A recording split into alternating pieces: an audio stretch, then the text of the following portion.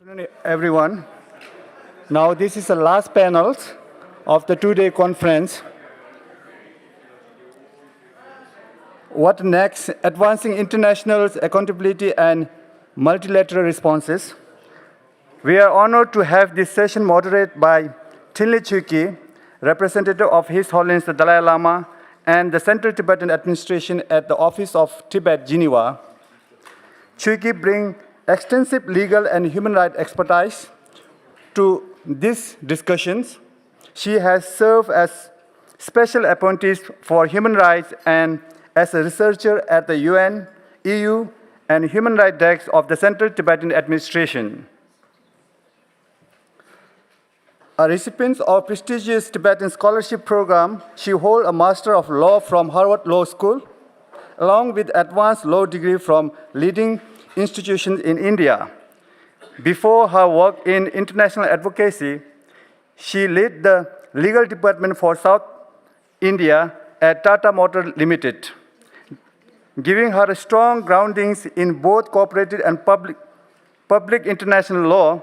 Born and raised as a Tibetan refugee, Ms. Chuki's professional work is deeply informed by lived experience, resilience, lifelong commitment to justice and accountability. Now I hand over to moderator Tinley Chuki. Thank you so much, Pinzola. I was just telling our co-panelists that I seem to be developing a pattern here. All the post-lunch sessions have been granted to be chaired by me, but what an honor to, again, be amongst some of the stalwarts and leading authorities on the topic for the discussion today. We have to begin with Professor Nicholas Levrat, who is also the UN Special Rapporteur for Minority Issues. And then we have Madam Azra Zia, who was the Special Coordinator for Tibetan Matters at the US, and now leads the Human Rights First as the CEO. And then we have Tenzin Dorjila. Dr. Dorjila is the adjunct assistant professor at the Columbia University and also one of the chief strategists at the Tibet Action Institute. And then we have Dr. Maria Blanca, all the way from Latin America, with her international relations experience. And then, of course, we have Dr. Bill Hayton, who brings his experience as working as a journalist in BBC for over a decade, and now with Chatham House. We have, from the beginning of Geneva Forum, right from the opening panel, have discussed the degrading human rights situation across board, but in particular in People's Republic of China, including in regions of Tibet, Uyghurs, Mongolians, and Hong Kong.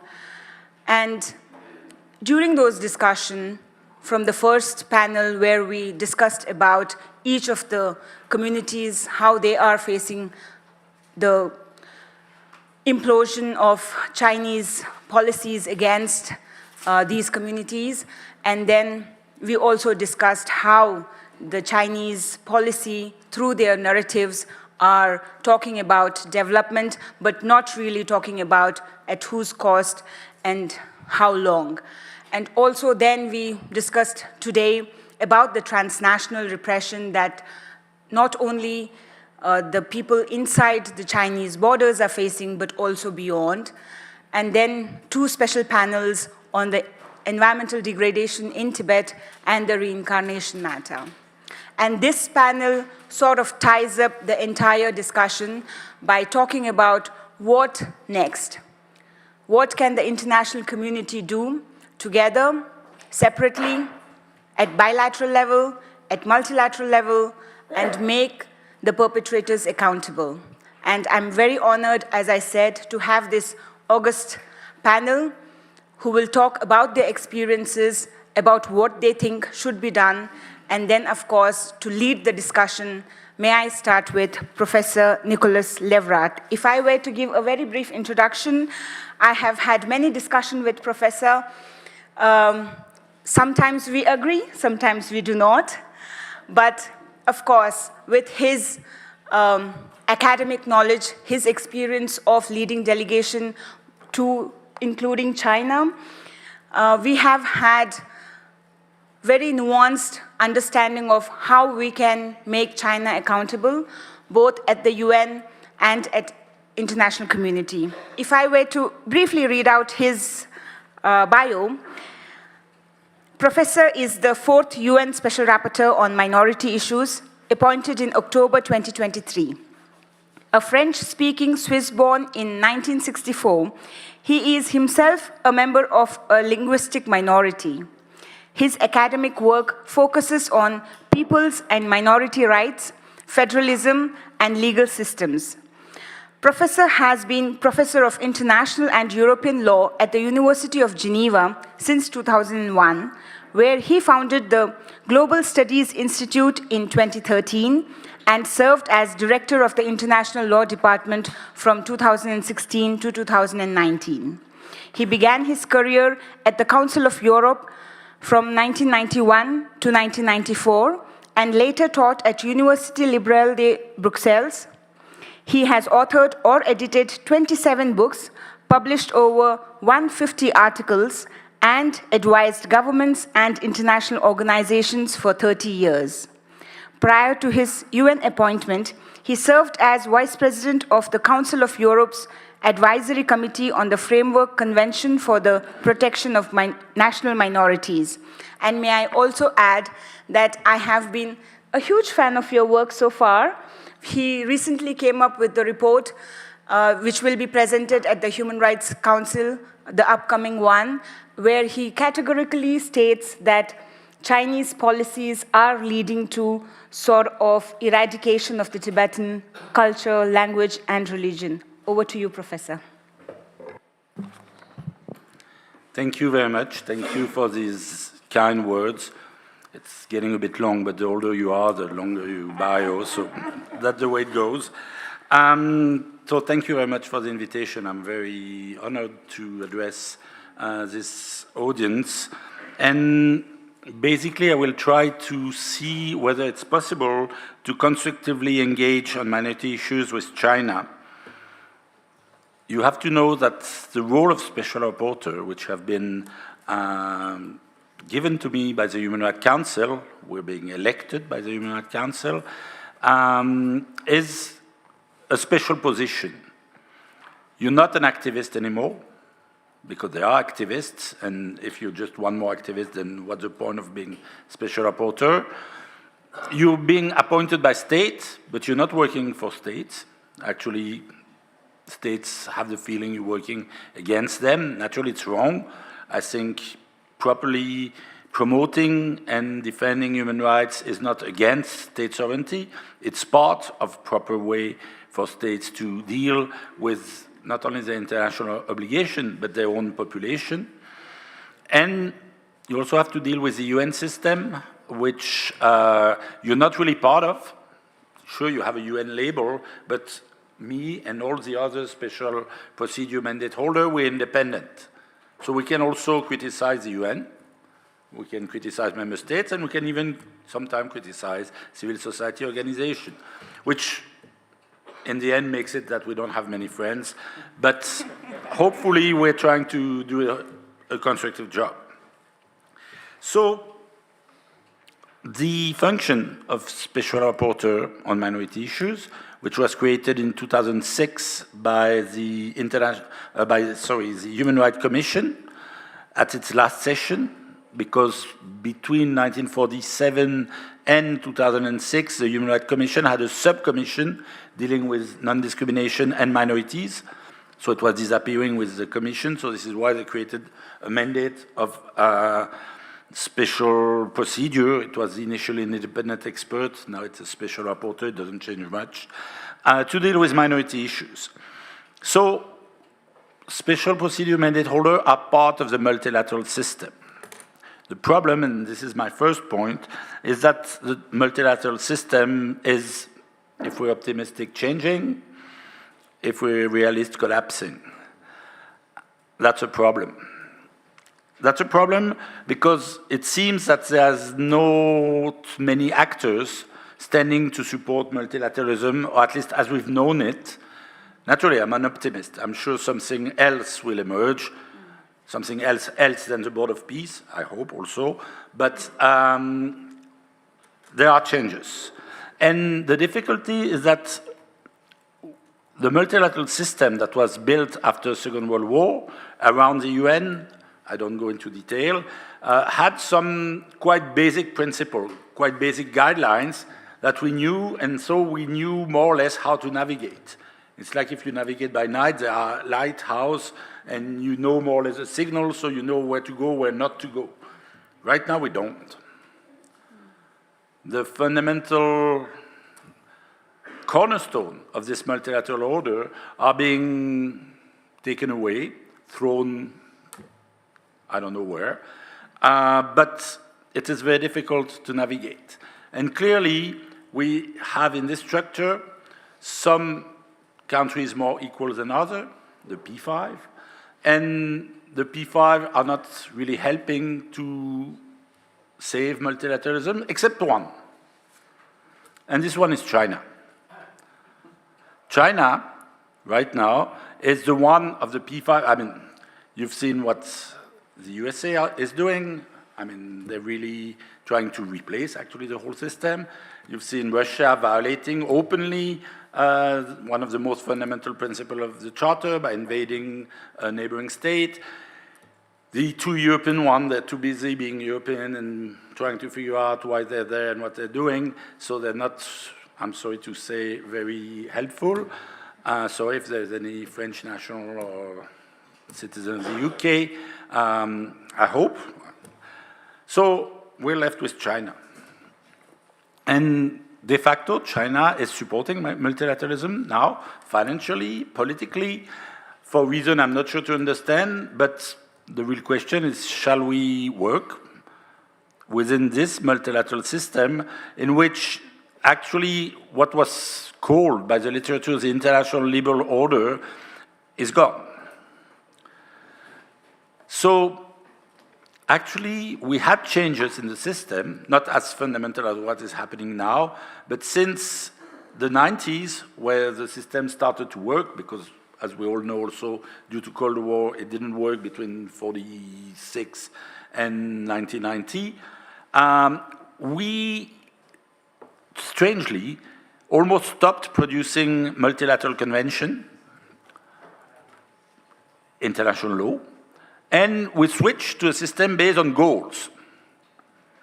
We had the Agenda 21, then the Millennium Development Goal, then the Sustainable Development Goal, and we're all working to prepare post the 2030 future goals. So is that a system in which we could put minority issues, and especially minority issues in China, because this is what we're discussing, and that could harness or compel China to act positively? I'm not very sure. I'm not very sure, but the difficulty is we don't have any other forum which is appropriate to deal with that at the multilateral level. Naturally, we see interesting things emerging. For example, a couple of weeks ago, we had Davos, WEF. This is something very interesting. You had 60 head of government there. You had all the big business people there. Maybe it's with them we need to negotiate, I don't know. Naturally, we know China has an important role in business to play. Actually, this is also a paradox, but in 2001, China joined WTO, and WTO is dead by now. But still, we have this very important international trade regime, which is not multilateral anymore, but is still working. So there are many questions on how to work efficiently. And also, and that's my second point, be reassured, I only have 3 points. My second point, and a postscriptum, so that makes it 4. Second point is that China, on the global stage, is changing. It's also changing domestically, but China now assumed to be a superpower. It's quite recent. For a long time, Chinese did their thing on their side. They were not extremely present at the multilateral level. Then they started developing their strategy, the Belt and Silk Road and so on. But it was not into the multilateral system. Now, as I said, they're supporting the multilateral system and they want to play the role of a superpower. That's very new, very different. And as we see in contrast, a country like the US is tired to play superpower. They say, oh, it's too much cost, responsibility, we want to play another way. So we have paths that are crossing, and naturally, we don't know exactly how to deal with this China, which wants to have some specific role in the multilateral system. But maybe this is a chance. Maybe we can push on that to hold China accountable at the multilateral level, because they want, like the US did before, unfortunately it seems they don't want anymore,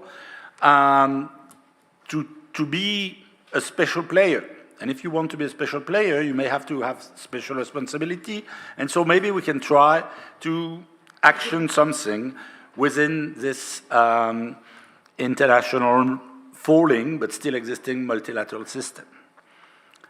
Now we also have to see, and that is reflected in this report I will present to the Human Rights Council, that internally China is also changing a lot, is building a national narrative of a new type, which naturally, and that we know from history, when you do nation building, it's usually not very good for minorities. Because you try to show the unity of the nation, the continuity of kind of a convergence of values, of lifestyle, and so on, and naturally minorities represent something else. Minorities represent diversity. And my job as Special Rapporteur on Minority Issues is precisely to defend this diversity and to convince states that it's not only about minority rights, it's about diversity in society. We need biodiversity to sustain life on Earth. We need diversity in society to have society that will remain viable, that will remain attractive, not only for those from the minority, but also those from the dominant group. If you live in a uniform world, you won't live happy, you won't live long. So there are both these changes. First, as how China wants to portray itself at the global level, multilateral level, and that we can play on. But then we have this problem of this nation-building effort, which plays against the recognition of the diversity of the Chinese population. So, third point, can a special rapporteur on minority issue do anything effective in favor of minority rights, and more specifically Tibetans, but not only? I see our colleagues from the Uyghur World Congress, and actually there are many other also minorities in China. Is there anything that can be done? Well, here again, there are some elements that can be turned both ways. First, at the international level, there is no definition of what is a minority, and even less what are minority rights. So naturally, it doesn't make it easier to say, oh, I stand on the ground because these are the minority rights. But on the other hand, with a country which does not play by the rule of minority rights, you can say, well, you know, there are groups of people who are different, and let's call them minority, and let's see how they can contribute to your civilization, to your state, and in many ways, minorities have been contributing to history. Even in the US, they pretend not to, but they have this guy, you know, singing in Spanish. Yes, but this I know, but this is also bad. I don't know why bad, but good bunny, yeah. Anyway, yes, diversity is essential. And even if the government, like it is unfortunately the case now in the US, does not recognize it, some people, organizers of big events, they know diversity is needed. So there is a way to, I hope, to find a narrative that the Chinese government can accept, which is not necessarily, strictly speaking, legally speaking, minority rights. But the main difficulty I have to discuss with the Chinese government, and as you said, last year I went, invited by the Chinese government to Beijing to discuss, to see what could be done. The main difficulty is that it is not possible to establish a dialogue, a fruitful dialogue, if it's not based on evidence. And we disagree on the evidence. We don't agree on the facts. That's a problem. That's a big problem. And even when Chinese authorities provide us with data, we cannot verify the validity of the data. So as an academic, I find it very difficult. If I was a poet, maybe I could deal with a word without fact and data and so on, but I'm not a poet. I'm an academic, I'm a special reporter, and I need to get some facts. Second, and this is more complicated because it's a strategic choice. Actually, Chinese authority in general, not after what I'm saying here, hello Chinese,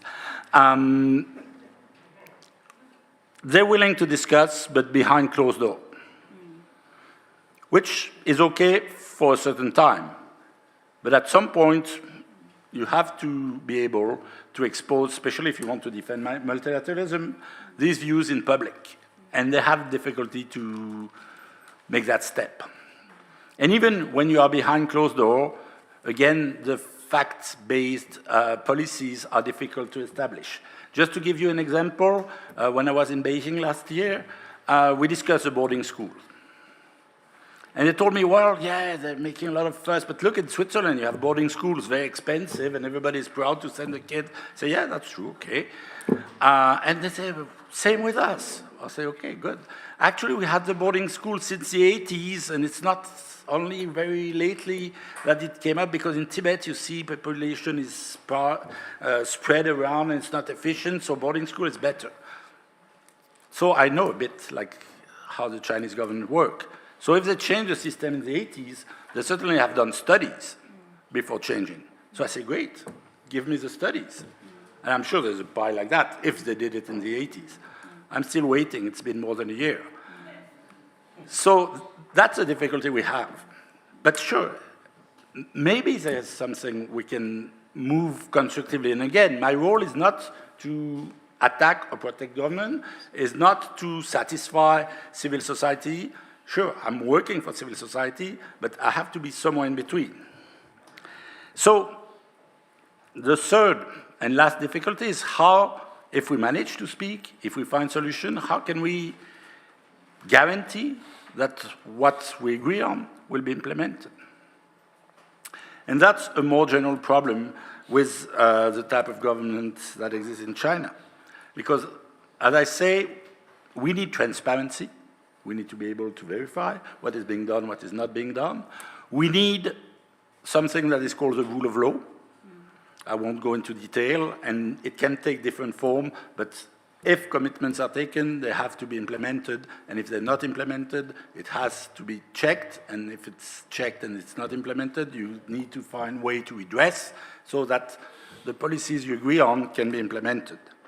So it's not only the specific minority issue that needs to be discussed with the government of the Popular Republic of China, People's Republic of China, sorry. It's a whole system, and this is why it's difficult. I don't think they want to change the whole system, but at least they need to give some guarantees, otherwise it's not even worth talking. So, unfortunately, this is where we stand now. I'm still optimistic. I hope we will find ways to engage and to move forward. And one last point, kind of a postscriptum, is about what can be done to protect Chinese minority outside of China. You may know, those who follow my work, I've just conducted a country visit to the European Union to monitor how they implement the values, because the values of the European Union, it says that among these values is respect for human rights, including the rights of persons belonging to minorities. Remember, minorities, no definition, not in the EU either. But basically, it's all minorities, not only European minorities. It's also Tibetan, sure, who lives in the EU. And it is a value of the EU. I heard this morning the colleague on the panel saying, well, sometimes it's difficult to fight against this transnational coercion or repression or whichever way we call it, because we have our own value and you have to balance freedom of speech and freedom of movement and so on. But there is an EU value saying we respect, we protect the right of persons belonging to minorities. So I will try in the coming year to make sure that EU lives by this value, and EU means EU and its member state, and that they guarantee security of persons belonging to minorities who live in Europe, because it's part of the European values. So outside of China, sure, I know I can advance and make things. Inside China, let's hope. Thank you.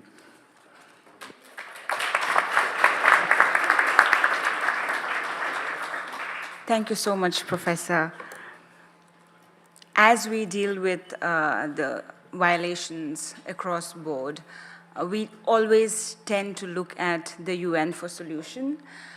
And I was hoping you will tell that, yes, this is the solution. And for the viewers and for the audience, what you said was a range of difficulties that you yourself, as a person who's within the UN, face while dealing with China.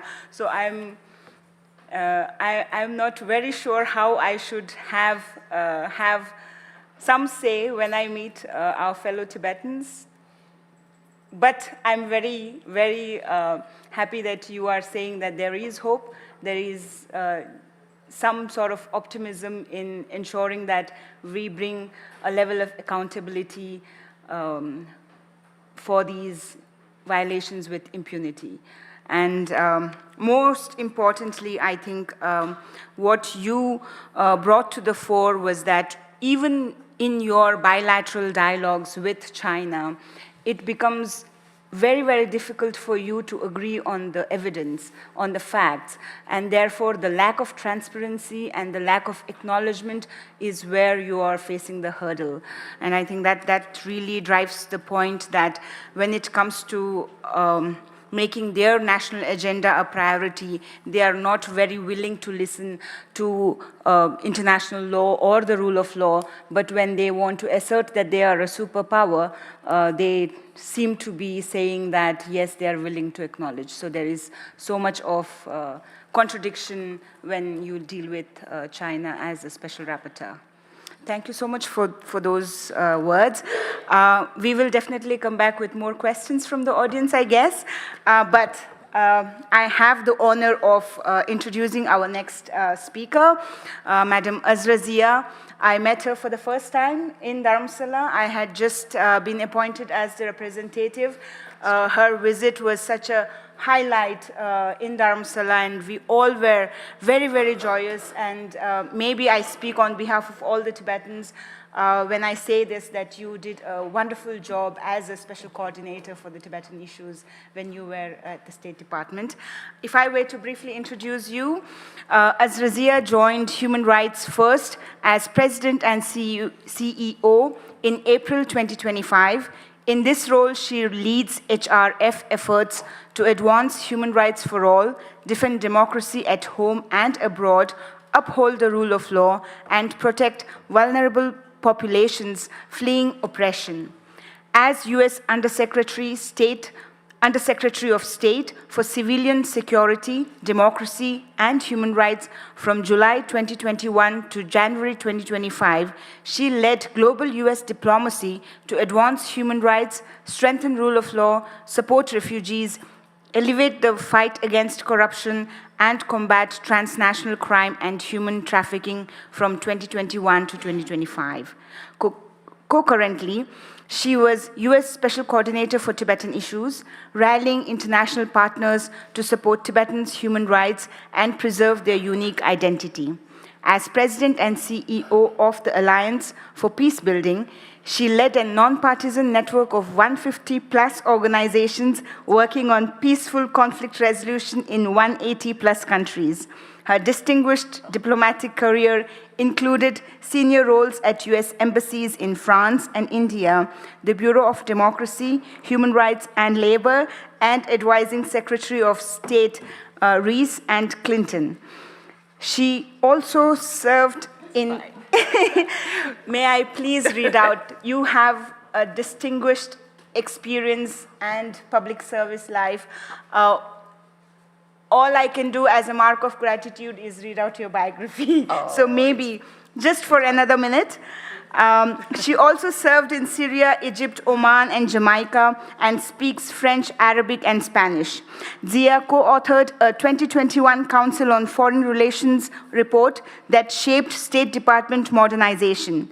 She is on the University of Notre Dame Kroc Institute for International Peace Studies Board of Advisors. She was awarded the French Legion d'Honneur and the Cross of Commander of the Order of the Lithuanian Grand Duke Gediminas, I'm sorry if I have mispronounced, in recognition of her contributions to a more just and peaceful world. Over to you, Madam Zia. Thank you. Thank you so much, Tinley, for that very kind introduction. Of course. I want to thank you and the Tibet Bureau of Geneva for organizing this timely and very important forum. And as president of Human Rights First, a longtime champion of dignity, justice, and equality worldwide, I'm truly honored to be here with you all. Now, as many of you know, the dystopian system of repression imposed on Tibet has long served as a testing ground, one that has later been expanded and refined for use against other religious and ethnic minorities. We've seen this perhaps most starkly with the Uyghurs, where the Chinese Communist Party, or CCP's unrelenting pursuit of surveillance technologies, mass detention, forced labor, and forced assimilation policies in Tibet were later scaled up in Xinjiang. This reminds us that what happens to one community rarely stays confined to one group alone.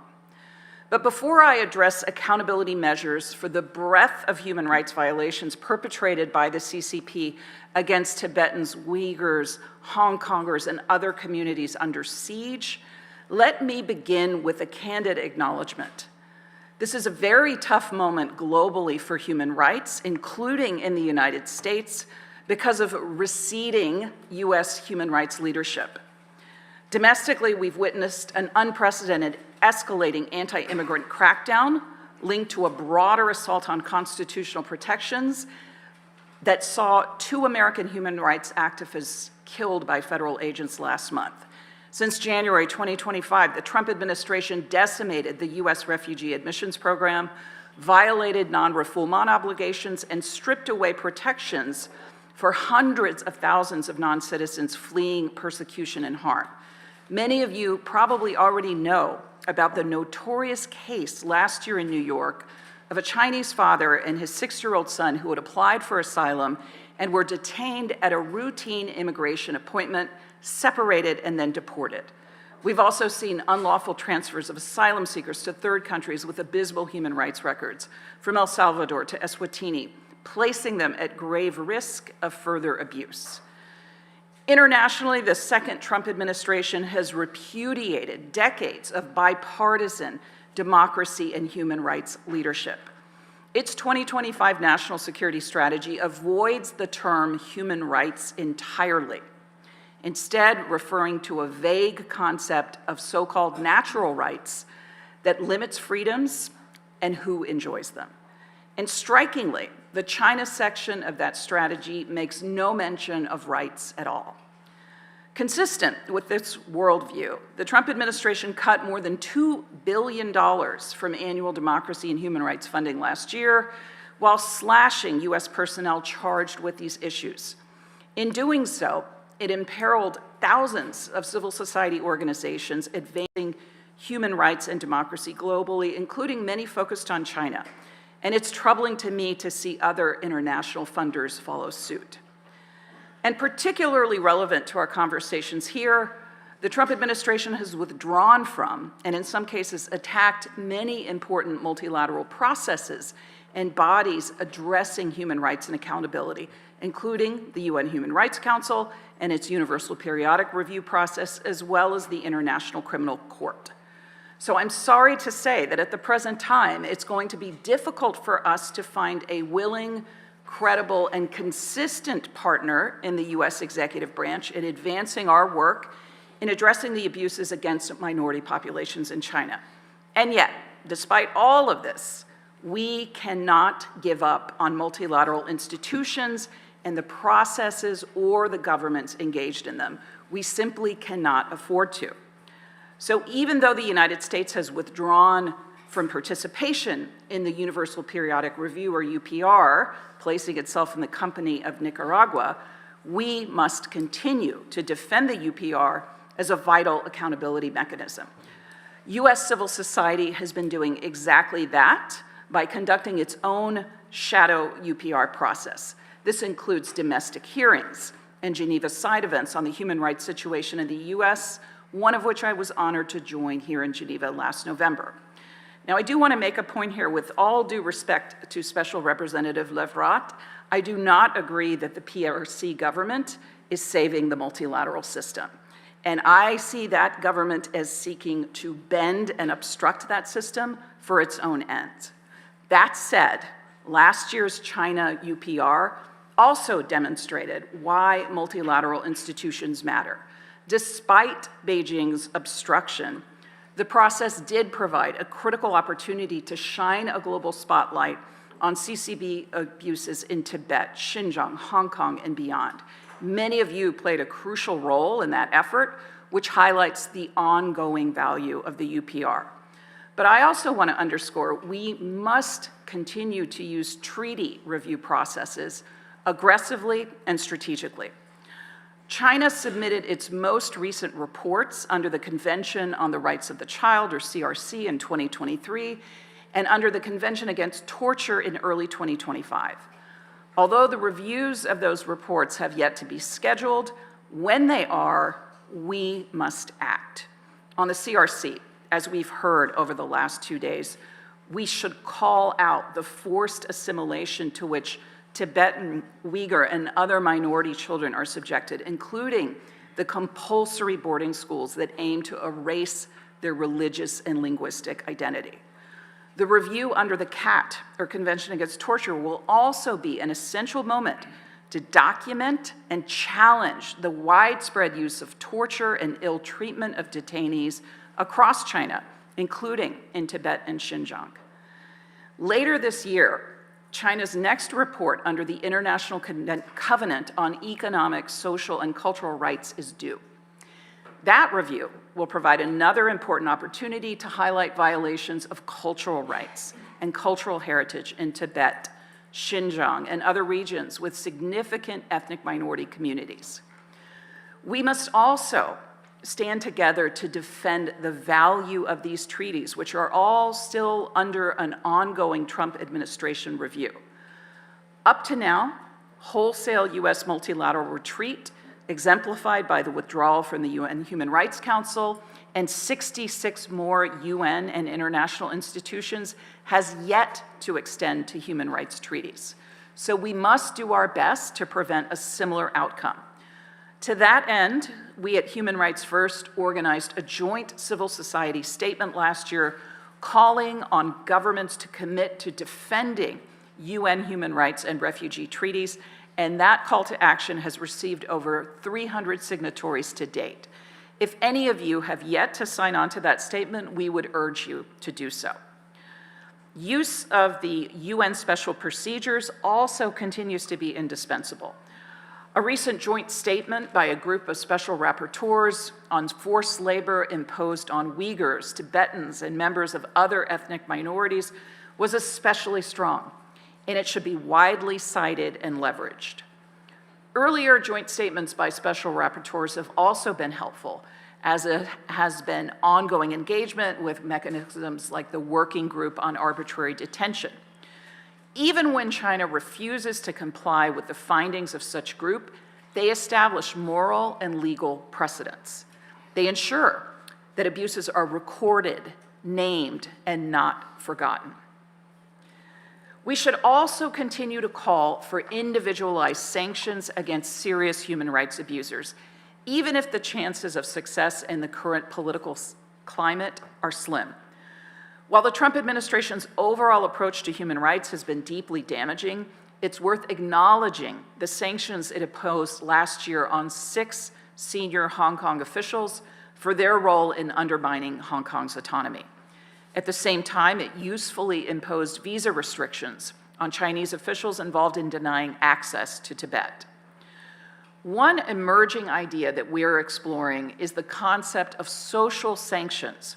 These are measures that target the status, legitimacy, and social standing of serious human rights abusers or purveyors of significant corruption, rather than only their finances or travel. In 2020, then Hong Kong Chief Executive Carrie Lam was slated to receive an honorary fellowship from Wolfson College at Cambridge University. She withdrew after a concerted effort to call attention to the abuses Lam's forces carried out under the draconian national security law, followed by a statement of concern by Wolfson. We should pursue similar opportunities with other senior officials when they arise.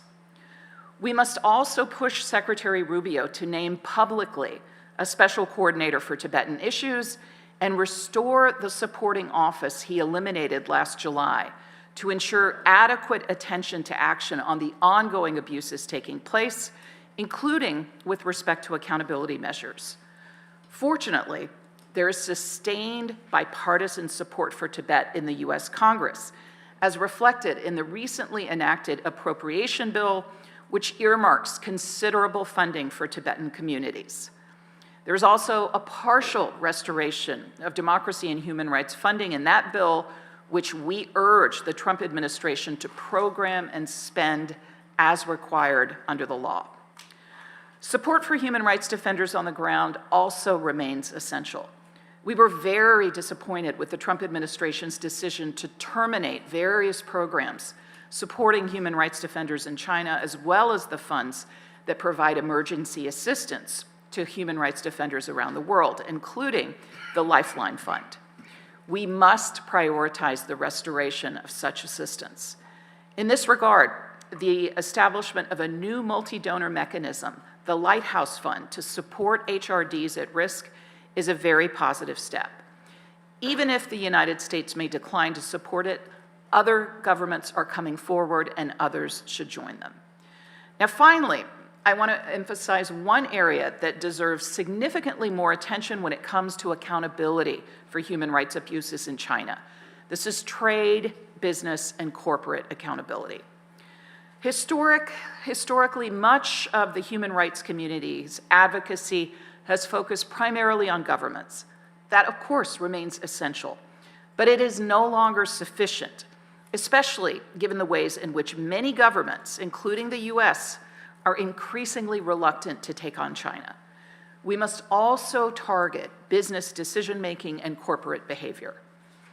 China cares deeply about its economic bottom line, arguably as much as, if not more than, what governments say in diplomatic forums.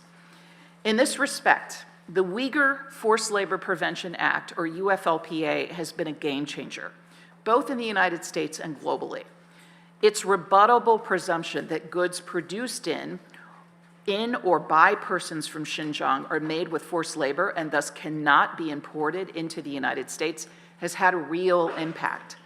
Billions of dollars worth of goods have been detained, although the amount has declined significantly under the Trump administration. Major companies across different sectors have also been affected. And the law significantly reshaped corporate risk calculations. Virtually any company with supply chains touching China that wants to import goods into the US now has to factor compliance with forced labor laws into its operations if it wants access to that market. Versions of this approach are spreading. The European Union recently adopted a forced labor regulation that will be implemented by member states over the next several years. The EU's Corporate Sustainability Due Diligence Directive, while recently watered down, still sets an important precedent by requiring companies of a certain size to consider the human rights impact of their operations. National due diligence laws in Germany, France, and Norway remain in force, and similar laws or guidelines have been adopted or are under consideration in Brazil, Japan, South Korea, Thailand, and Indonesia.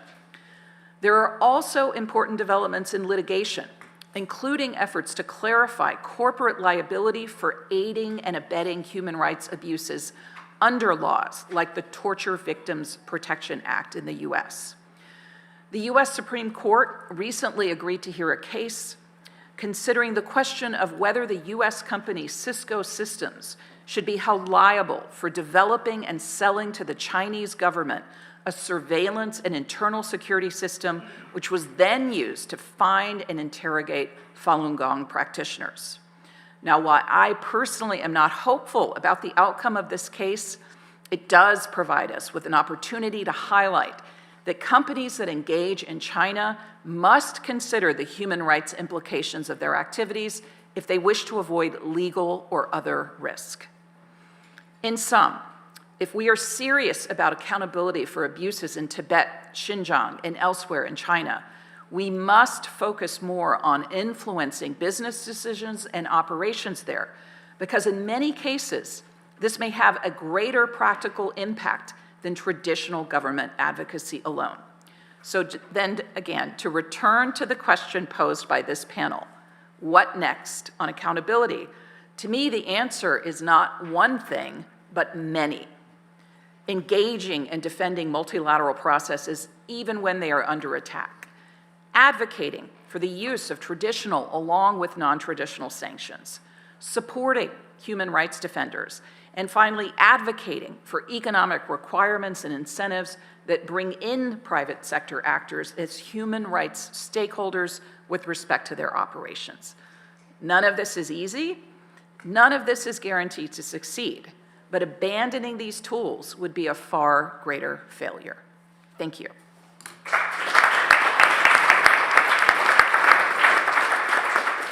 Thank you so much, Madam Zia, for the really structured discussion on what next that we have to do. Of course, I think when you said that China is not really saving the multilateralism, it's just trying to bend it for its own good. I think that struck a chord with me, and I'm sure with the audience as well, because we know that every road that China has ever built has led to colonialism, and the road that it wants to pave now to multilateralism will also lead its own version of that, which I'm sure will be much worse than what we are already dealing with now.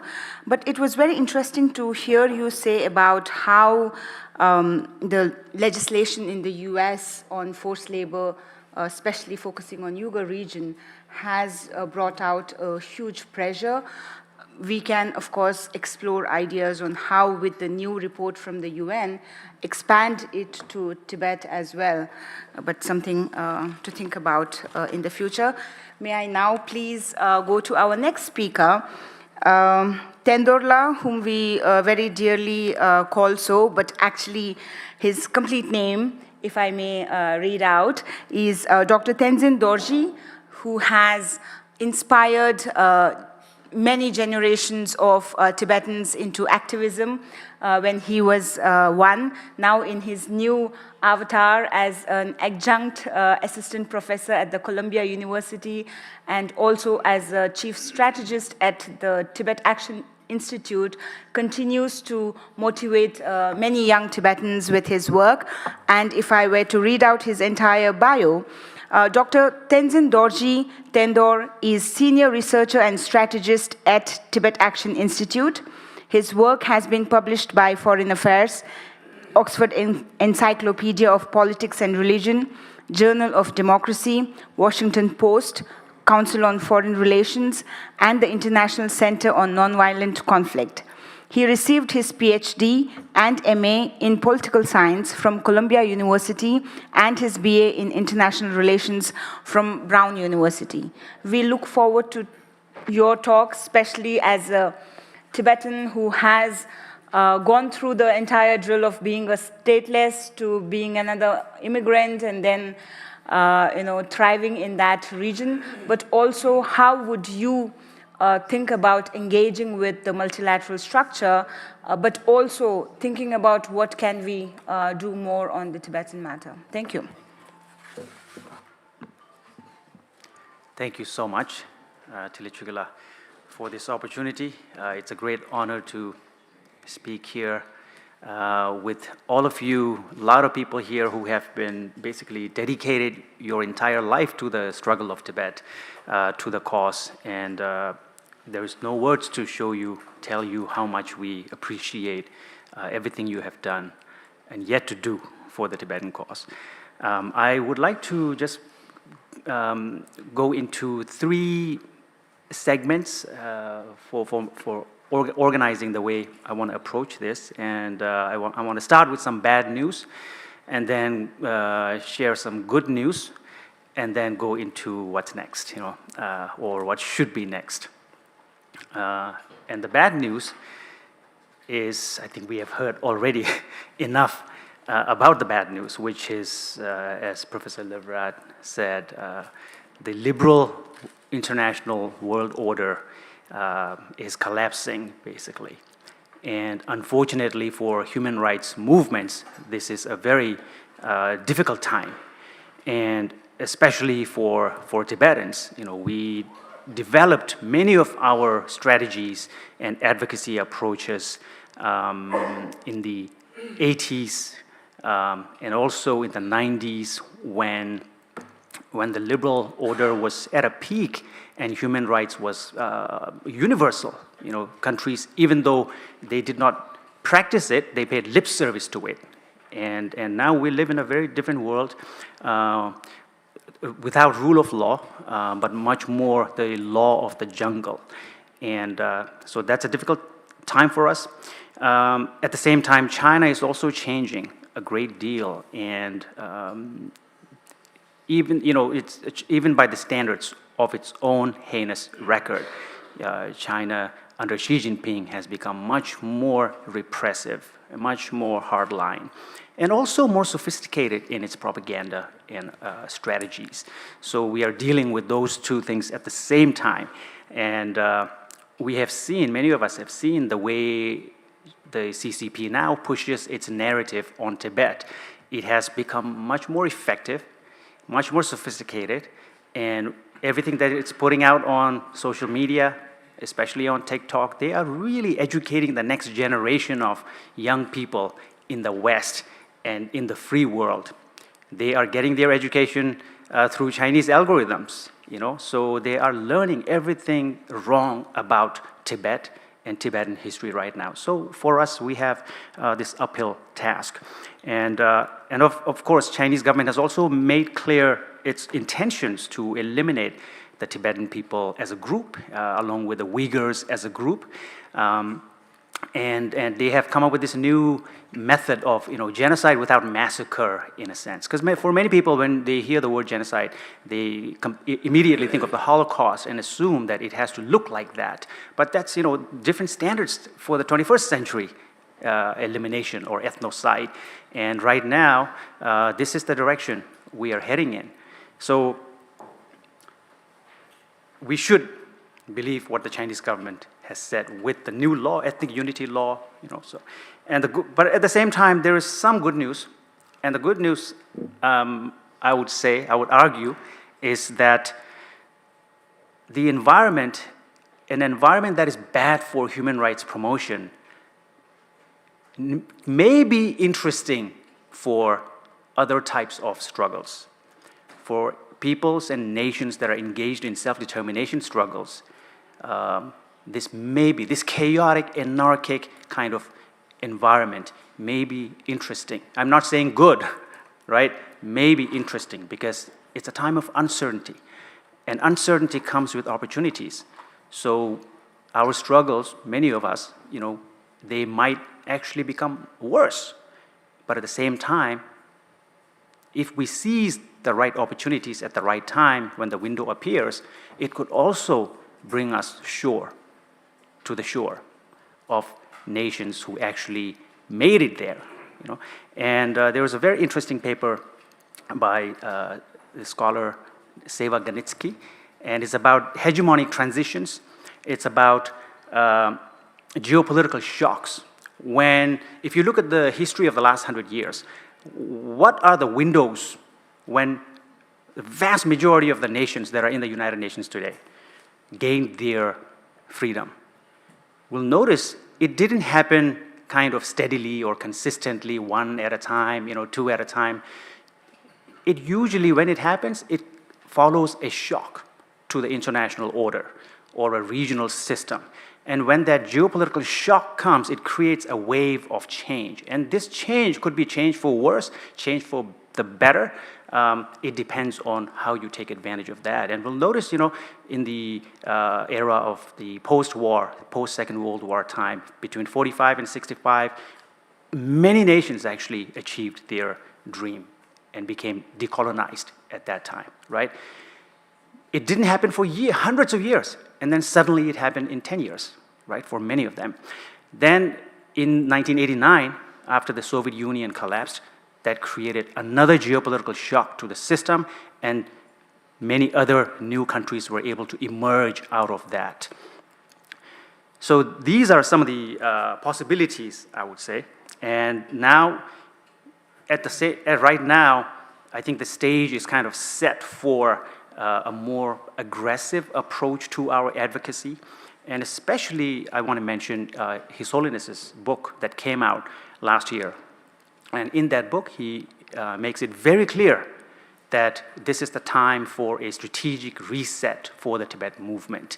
We have been misled by the Chinese government. We approached the struggle with full, clean, good intention. We did everything from the Tibetan side to compromise, to negotiate, to dialogue, everything. We gave away, we conceded our position on so many issues, and still the Chinese government, instead of responding to us positively, they have betrayed every attempt. And I think for us, it's actually, it opens up the avenues for the type of strategies we could use. And Sikyong Pembala recently has been very actively promoting Michael's book. I think that also talks about a strategic reset, and Dr. Lau's book, which talks about the historical independence of Tibet as a nation state. So I think those are changes that are actually very positive for the Tibet movement, because it allows us to reimagine the struggle and repoliticize the struggle and re-strengthen it in ways that can be different from many of the constraints that have kept us down in the last 30 years under the past international order. And here is, I want to go into some suggestions. These are not solutions, but I would call them suggestions. And I'm sure some of the suggestions are already being implemented by many of our supporting allied governments and also our own Tibetan government in exile. So this could be kind of a wish list. I think number one tool that we should explore using more, as former Special Coordinator Azra said, I think sanctions. There is a lot of potential in sanctions, and on issue by issue, identifying the right issue to push. The colonial residential schools, that is an issue that's actually very dangerous to us, right? It's very dangerous to Tibetan culture and language, but at the same time, it's very sensitive for China.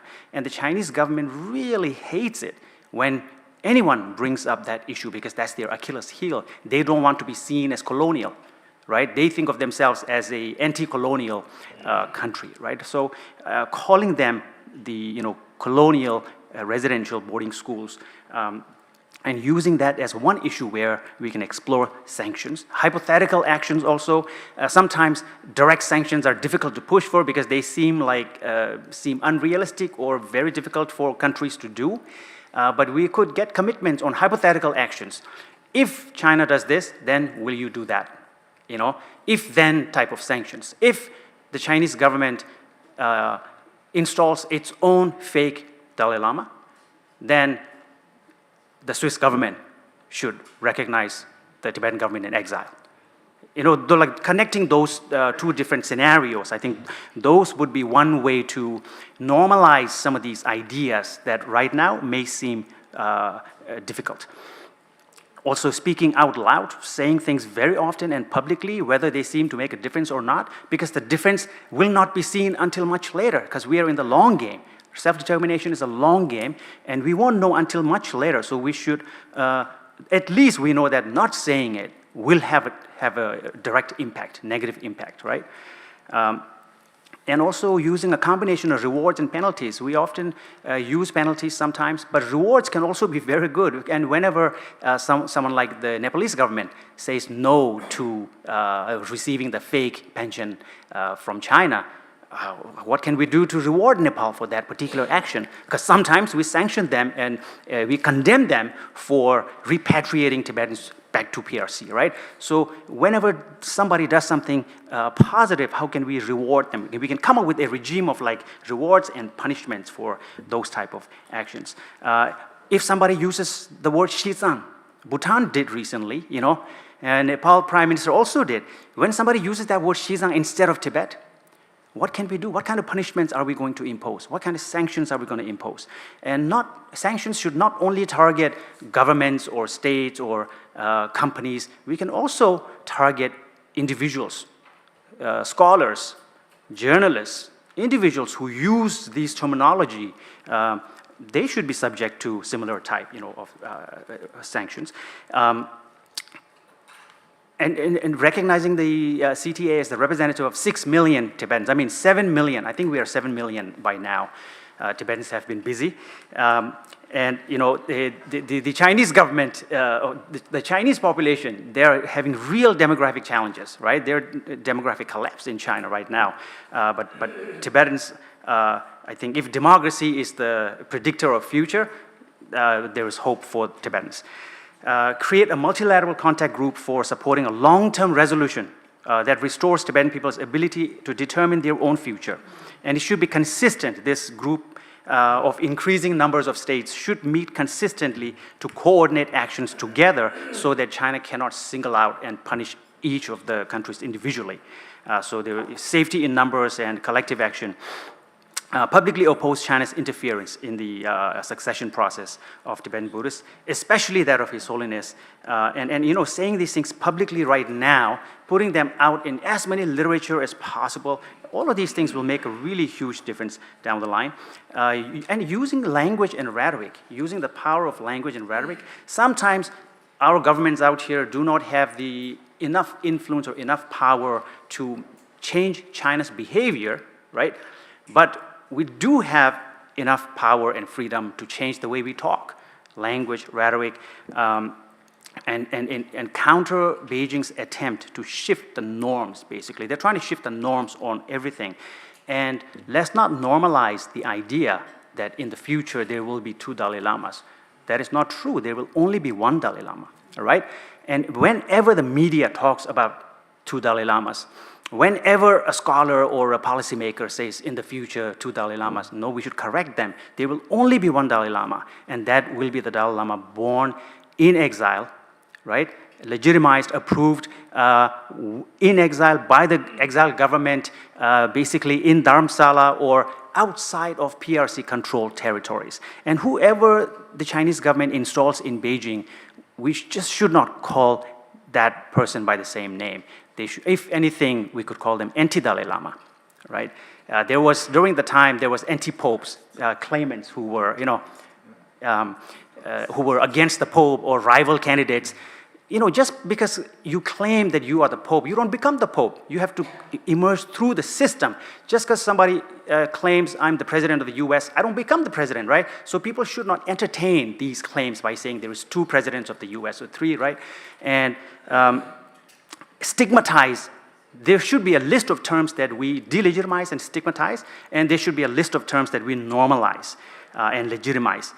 And of course, you know, talking about situations or sometimes stepping back a little bit and looking forward in the future and talking about a vision of post-CCP China. What does a post-CCP China look like? Because everybody's talking about post-Dalai Lama situation, right? But we have to think very seriously about a post-CCP China. And when or if that happens, what are governments willing to do? What are they not going to do? And the PRC, as we know it right now, is a project of the CCP. The PRC is not a country. It's a project, a colonial project of the CCP. So we should start pushing and normalizing the idea that if the CCP collapses, the PRC should be gone too. Nobody should extend recognition to the PRC. And China might emerge out of that, just like Russia emerged out of the Soviet Union collapse, right? China could emerge and exercise. The Chinese people get their own self-determination. Tibetans get their own self-determination. Uyghurs, same thing. Mongolians, right? And one thing we could also, I would like to see governments and others do is also provide or support the Tibetan government and provide and support the civil society organizations in the Tibet movement in a much more aggressive and much more ambitious way. And especially, if a certain government goes to China, or a prime minister or whoever from a country goes to China, fails to raise the Tibet issue or fails to speak strongly on certain issues, then there should be a tax on them. After you come back, send more funds to Dharamsala. Like we have the carbon tax, right? To offset your carbon footprint. So we should have a cowardice tax on these governments. If you show cowardice and if you didn't raise the Tibet issue strongly, there should be that cowardice tax, so you send more money to Dharamsala. And finally, finally, I would like to also provide some suggestions and recommendations for Dharamsala, for our Tibetan government in exile. Especially, I want to take advantage of the fact that our Honorable Sikong is right here with us. I think with full recognition that even though we are an exile government, an exile polity, and an exile community of refugees, we actually do have a lot of power, a great deal of legitimacy. We have way more legitimacy than the Chinese government. And people often talk about asymmetry, right? There is a power asymmetry between China and Tibet. But actually, when it comes to other things like soft power, there is an asymmetry on our favor, in our side. We have much more soft power than they do. We have much more legitimacy. The organization of the Tibetan government, democratically elected, plus His Holiness's institution, they have much more legitimacy than Xi Jinping or CCP, and we should use those power in order to mobilize more advocacy on behalf of Tibet issue. And many of us were very encouraged when we recently heard statements from Sikong, especially in DC, on the idea that if the Chinese government fails to show any positive response to His Holiness's conciliatory approach of the middle way and dialogue and negotiate, if they don't respond, then within a given timeline, countries should support or recognize Tibet's right to independence, or recognize Tibet's historical right to independence. Right? So those are, I think it's a very, very powerful statement, and I think that is the kind of direction where it sets the Tibet movement up for much more, exercising much more power vis-a-vis China. And we could create, some kind of a ladder of escalation, that includes things like, okay, coming up with deadlines and dates where, like, if Beijing does not do this by September 2026, then we are going to retract some of our past proposals, some of our past olive branches. So something like the genuine memorandum for genuine autonomy in 2008, right? Or 2009, something like that. We could say, well, if you don't do this, we're going to retract that statement so that the table is empty for new imagination. Make Tibet a bigger problem. Right? Sometimes we're trying to be so careful. We don't want to cause problems because we're too Buddhist. We don't want to cause problems. We don't want to cause inconvenience.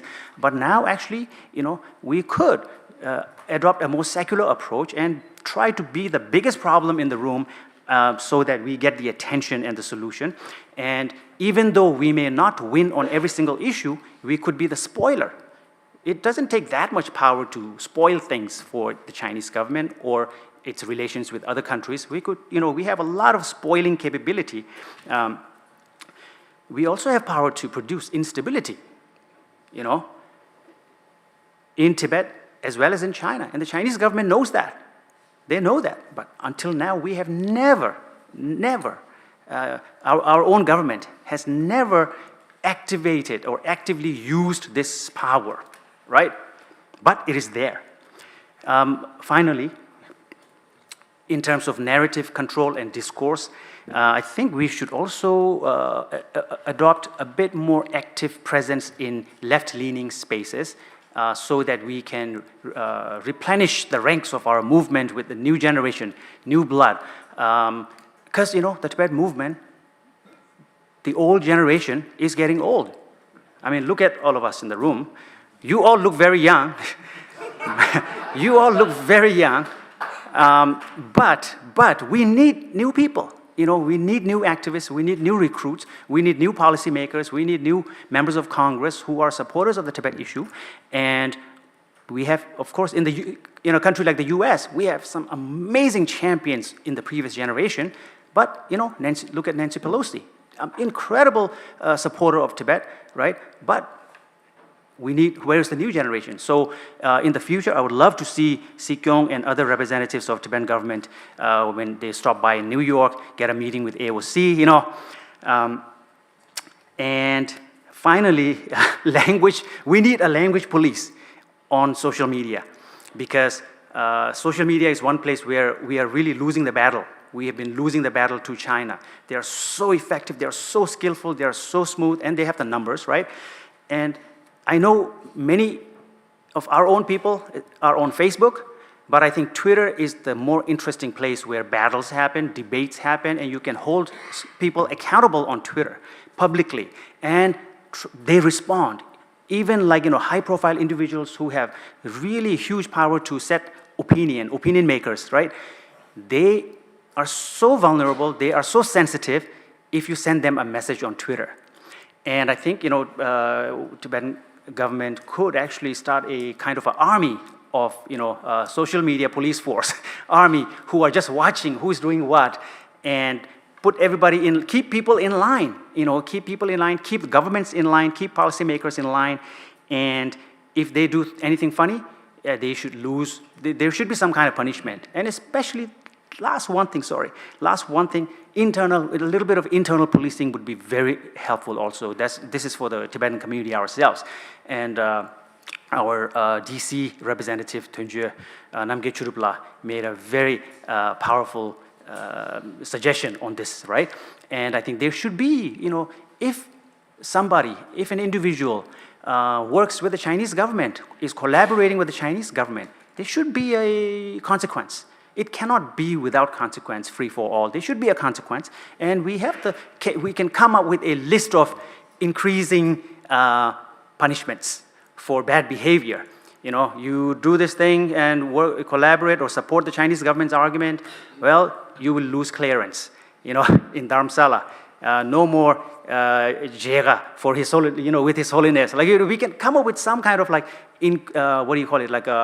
progressive list of actions that we can take. So that would be helpful to keep the movement together, raise morale overall, because when some people break the line and break the norm, it could lead to some kind of disintegration in the future. And we really need this kind of consolidated, non-fragmented movement that can wield all the power it has. So I want to leave with this one line by Rebecca Solnit, I would say. She says, in dark times, there is hope because there is uncertainty. And right now, it's a scary time for all of us, many people, but I think because of the uncertainty, there is hope. And hope is not like a belief system or based on data or optimism, but I think she argues hope basically lives in the places where we don't know what's going to happen tomorrow. And that is a beautiful thing because we can take action. and our action can change reality. So I would encourage everybody to read that book, Hope in the Dark. And if anybody is interested in Tibet Action's report, this is the second report on the colonial boarding schools. I have a few copies, and we also have PDF. Thank you so much.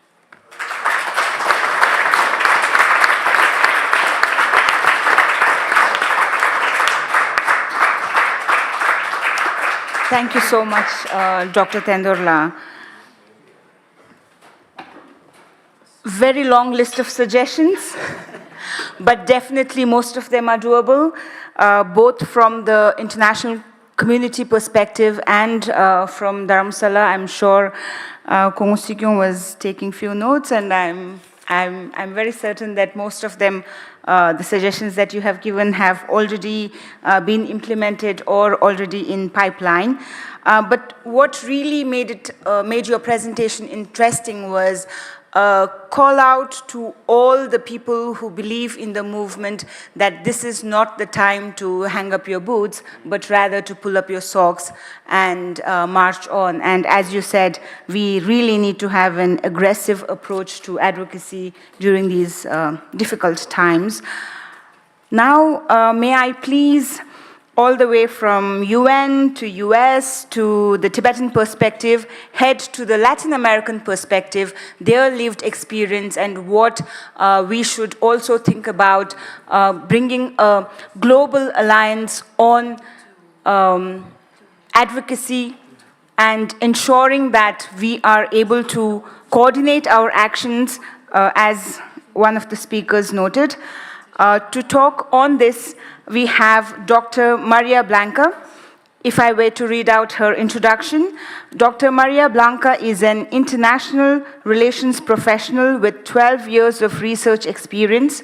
She studied her bachelor's degree in international relations at Tecnológico de Monterrey in Mexico City, holds a master's degree in international security from the University of Westminster, and a PhD in Chinese study from King's College London. She has worked in the public sector within the Mexican Foreign Service, diplomatic and consular branch, and with foreign embassies in Mexico. In the private sector, she has worked mainly as a trade and economics advisor. Her research focuses on international relations issues related to sanctions, trade, foreign policy, human rights, and security. Her research primarily centers on the Asia-Pacific region, particularly the Korean Peninsula, Japan, China, Taiwan, and Tibet. Currently, she is working as an independent researcher. Over to you, Maria. Just a second. It's just that there was really a little bit of mismatch with the Sure. presentations.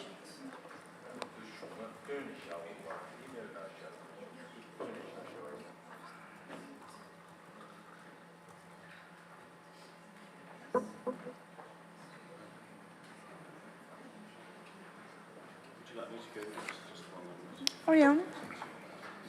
Maybe I'll move on to the next speaker. Would that be all right? Okay. As we resolve the technological issue, maybe I move to Dr. Bill Hayton. I'm meeting you for the first time, and I think this is the beauty of Geneva Forum, that we get to meet new people and hear new thoughts and ideas. But of course, you bring a vast experience of working in BBC as a journalist and now as a researcher at Chatham House. And if I were to introduce you, Dr. Bill Hayton is the author of The Invention of China, published by Yale in 2020, and 3 other books on Asia, Vietnam, Rising Dragon, published again by Yale in 2010 and 2020, The South China Sea, The Struggle for Power in Asia, published by Yale 2014, and A Brief History of Vietnam by Tuttle in 2022. He is the editor of the academic journal Asian Affairs and was appointed as Associate Fellow with the Asia Pacific Program at Chatham House in 2015. Bill worked as a BBC journalist for 22 years, including a year as the BBC's reporter in Vietnam in 2006-07, and another year seconded to the public broadcaster in Myanmar in 2013 to 2014. In 2019, he received his PhD from the University of Cambridge for work on the history and development of the South China Sea disputes. He is a fellow of the Royal Geographical Society. He is currently working on a new book on East Asian history. Over to you, Dr. Hayton.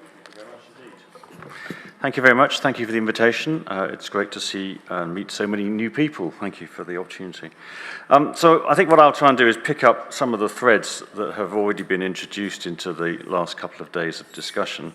Other panelists have talked about working with states and institutions, but I'd like to talk about a bit about my own experience working with international media. I think we're witnessing, as you probably noticed, several simultaneous changes in the media world. Some have called it the third information crisis, the first two being the invention of writing and the invention of printing. But we're seeing a decline in the power of traditional media. We're seeing inward turns in liberal democracies. We're seeing the rising power of the PRC. We're seeing culture wars and polarization, identities expressed through social media, fears of being labeled colonial on one side, or even of appearing to be caring, I think, sometimes on the other side. And of course, the manipulation of social media by bad actors. And all of this creates challenges for friends and supporters of the Tibetan cause.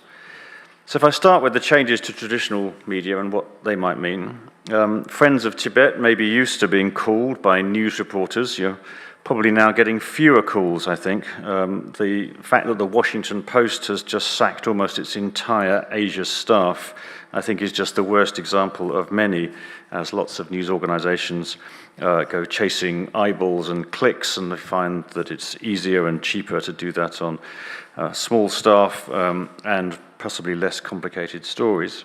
And that's left a large part of the international media space to be filled by state-backed broadcasters. So you have a range from Russia Today, or Al Arabiya in the UAE, or Turkish TRT, and there are, and of course, CGTN, the Chinese broadcaster. So they are occupying quite a lot of the space, and they all come, of course, with their own agendas, which are not necessarily based on public service. I think a few things flow from this. Tibetan advocates are going to have to work harder. You can't assume a high level of knowledge. Old men like me are leaving the industry, and they're employing children instead. I'm exaggerating. Young people is what I meant. But the point is that some of these people do not have the vast benefits of being old, and they don't know the history of these things. In fact, I wouldn't be surprised that some of my former colleagues have no real understanding of who the Dalai Lama is. I think that's the kind of level you probably have to work with to kind of think about how you're going to start getting your message through. And of course, the other part of the problem is adjusting to the pace of instant news, the need to have incredibly quick responses, things that might appear on Twitter or X, or deadlines that are minutes rather than hours or even days. So you need to think about being accessible, about being ready all the time, about being found. How are you going to be the voice that is quoted? I think, therefore, you need to be proactive about making contact with potential people who might be writing about the subject, and making sure that you're easy to find online, in social media, and elsewhere. And, of course, knowing when to respond and when not to respond. Sometimes journalists can lay traps for people, or other actors can lay traps, and sometimes it's best to know when to say nothing at all. So I think the first part of the problem is working with traditional media outlets whose capacity and whose reach are both weakening at the same time. And the second part is engaging with new media whose reach is ever growing, but where knowledge and attention span is limited, and where controls on bad actors are lacking. But I think we need to recognize that there isn't just one thing called social media. The proliferation of new media has generated many different audiences defined geographically, linguistically, demographically, or by online culture, and expressed through choices of online platforms. They may be global, they may be local, they might be Facebook at one end, or Vietnam has its own social platform called Zing, for example. All of them will have their different audiences and different idioms and ways of behaving. This morning we heard Marika outline some of the problems of using social media for communication around the Tibet issue, the problems of flooding timelines with junk, hashtag abuse, and all the rest of it. So none of this is going to be easy. But how can what you might call the PRC's discourse power, a phrase I think that Beijing likes to use, be countered? I think there are some options here, some possibilities. We heard in the last session this phrase, borrowing the boat to go out to the sea, contesting the neutral ground, using the platforms that do exist to reach the neutral ground, those that have not yet encountered the Tibetan issue and are not very well informed about it. Go where the audiences are. And I would suggest here that, although it is important to have your own website, that isn't where the audience is, okay? People are not going to come to your website simply because you put something interesting on it. It's good to have a website because then people can check you out and find, whether you're reliable or not, how to get hold of you, that sort of thing. But you have got to go out to where the audiences are. You have got to think about which platforms you want to be seen on, and you have to prepare for the contestation. You have to, as Marika told us, be ready to contend with 10 million bots on X/Twitter, and how you're going to cut through that. And that will depend upon working out what your key messages are. And I think here we need to note the effort that PRC officials expend on suppressing alternative narratives. They see them, just the simple existence of these narratives, as threats.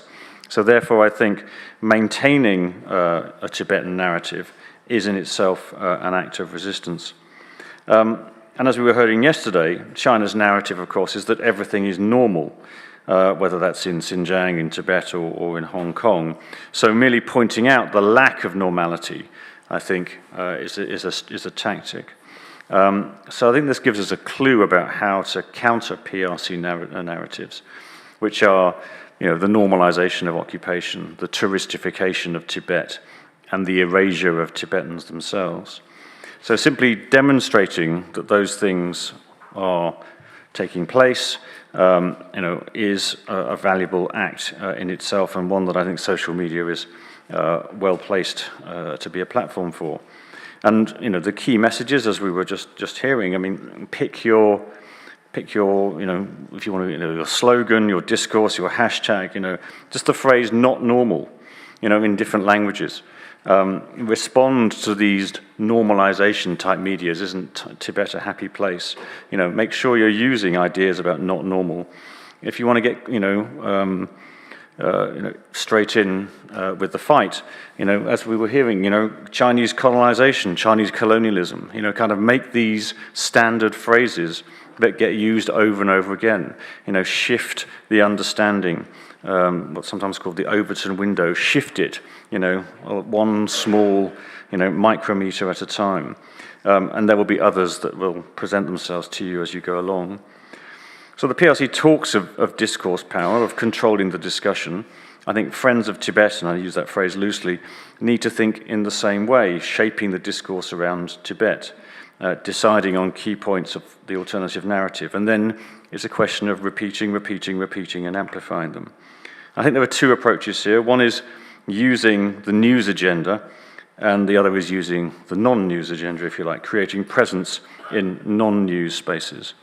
Now, the important thing about news, and I talk of somebody who spent 22 years in it, is that it has to be new. Simply, on one side, repeating things that have been repeated is never going to get a news agenda. However, on the other hand, it's very easy to create new things out of old facts simply by releasing a report. The fact that a report has been released can itself be news in some contexts, or providing some information that hasn't been seen before. Of course, we know the difficulty of getting, genuine new information and imagery out of Tibet. But what else could be done? Well, we saw yesterday the presentation using satellite imagery. How much more imaginative can we be using satellite imagery? And I would here take an example from my South China Sea work.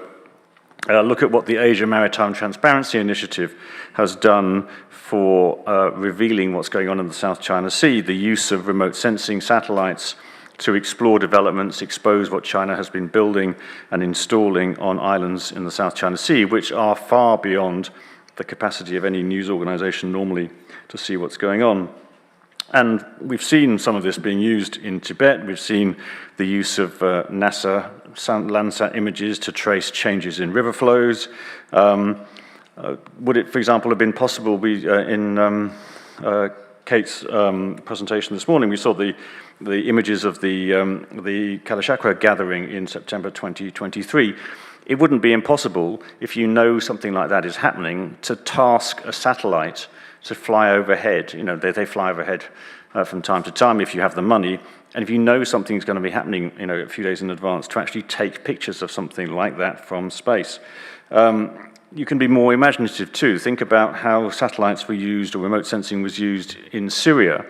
You know, when it was not possible to visit some places, but it was possible to see, for example, by the emissions of lights, you know, and use that as a proxy for economic development and other things. If you look at, you know, people have used satellites to see where the proceeds of the money from piracy have gone in Somalia, because you can tell who's built a new house.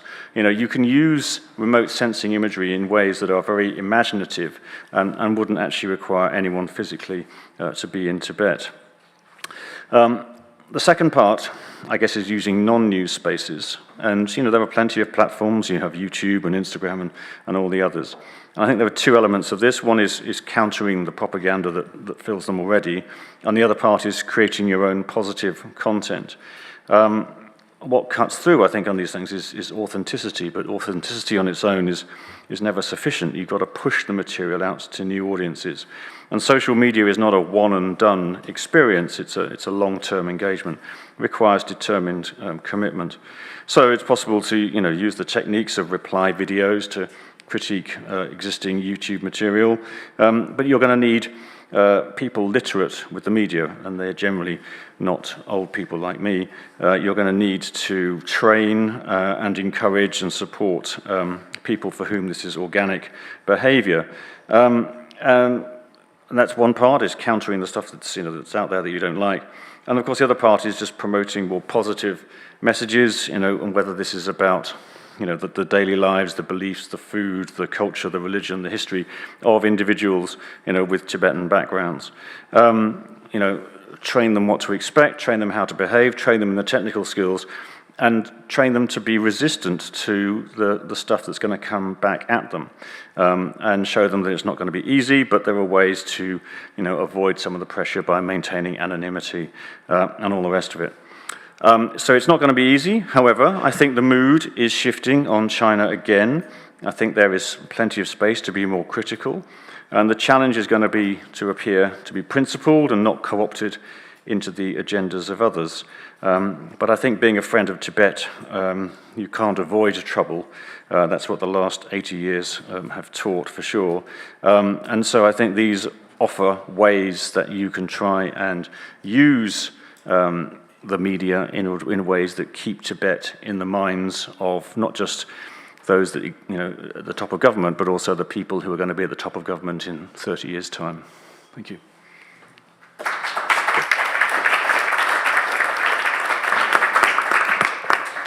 Thank you so much, Dr. Hayton. I think this was really interesting, especially to see how we have to, I mean, the phrase that you used was, we have to go where the audience is. And I think that is something that we would definitely want to take ahead. One of the work that with the young Tibetans that we are doing is the voluntary Tibet advocacy group. And I have seen the potential there. We have met so many young Tibetans who have been born and raised, educated in the West. And we had one exercise where we had to do a small clip on social media messaging. And we had 10 different varieties of it. So I think we are listening, but then definitely I will maybe come back to you in the future and seek more tips on this, definitely. You've got to ask the young people, not me. But you have the history and the experience. I think I should definitely tap on that. Thank you so much. Now maybe I go to Latin America with Dr. Maria. Thank you. Thank you very much, and thank you very much, everyone, for your patience. It's just that I didn't say the presentation to the email, but now I am complete. So first of all, thank you very much for the invitation. I am really happy to be here, and it means a lot. Thank you very much, Jigmela, for the invitation, and Chukila, thank you for everything. So, well, when I was thinking about a title for my presentation, I thought about, Latin America and China. There is so much expectation from the relations between the region and China that there is a lot of assumption from other countries, and there is also, the gap between the illusion and reality, because of course, China's influence in Latin America has grown exponentially. I would say from when Xi Jinping started until now, it has grown, I would say, with more than the double. So, well, let's just move forward. So this is something that it's very important to clarify from the beginning, that Latin America is not a monolithic entity. We all are different. This is something that it's very important to highlight, because during my research, I encountered many reports and many articles that they assume that everybody in Latin America has the same level of development, and even in the worst cases, putting Mexico as part of South America. This is not adequate, because of course, you know that the North America Free Trade Agreement, currently U.S.-Canada-Mexico agreement, it began as a North America. So naturally, from that perspective, Mexico is part of North America. And well, normally in our studies of the region, we say that Canada, United States, and Mexico are North America. Then Central America goes from Guatemala and Belize to Panama. And then South America starts from Colombia and Venezuela to the end of the continent. It's also very important to mention that naturally, not everybody in Latin America speaks Spanish. Most of us do. However, there are many countries from the Antilles, from the major and the minor Antilles in the Caribbean, that they speak French, they speak Dutch, and even they speak as well English. So in this sense, for example, in the French Guiana, as the name says it, they speak French, and naturally in Canada. So, okay, this is very important to note, because obviously the way we engage with China also varies of the place we are coming from. So, okay, let's start from a little bit of history. So, naturally, our vicinity with the United States has determined a lot of policy outcomes in our countries. So, most of us established bilateral relations with China, or diplomatic relations, mostly after 1972. However, Taiwan still has a strong foothold in Latin America, as they still have bilateral relations with Belize, Guatemala, Haiti, Paraguay, St. Kitts and Nevis, St. Lucia, and St. Vincent and the Grenadines. It is very important to mention that the role of Taiwan in Latin America, as research evidence has shown, has been mainly beneficial to the countries with which it has been having relations with, as most of Taiwan's let's say, involvement has been with welfare projects and development projects, mainly for Central America and also for the Caribbean.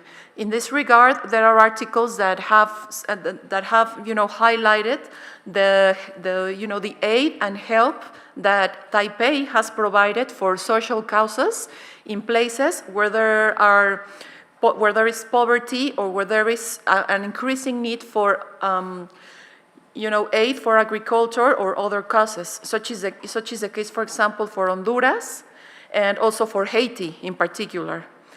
So having said that, obviously sharing the border with the United States is not the same as being the neighbor of China, or even worse, being the neighbor of Russia. So in this sense, naturally, our history with the United States varies according to the country. So while Mexico, the last, let's say, invasion we had from the US was in the 19th century, Central America tells another story, as the US was deeply involved with governments in the region, and everybody remembers the case of the United Fruit Company and also the active US involvement with people like the Somoza, for instance.